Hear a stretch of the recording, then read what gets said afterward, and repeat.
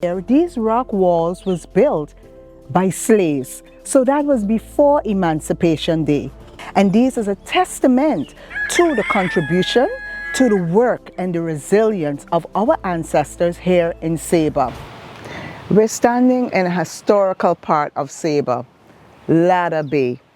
Ladder Bay was a main port of entry during the slavery time.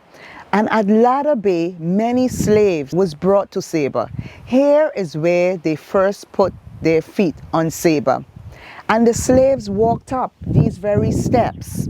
And in their daily lives here on Saba, they walked up these steps each and every day, bringing materials and goods as slaves.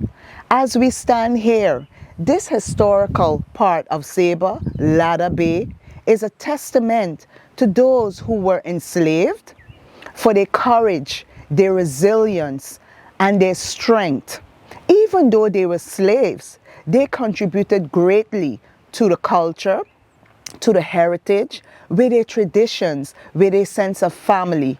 And even after Emancipation Day, July 1st, 1863, those traditions continued with the freed slaves, our ancestors. And as I stand here, we shouldn't only remember that day when they were freed. We should remember from the time they set foot on Saba.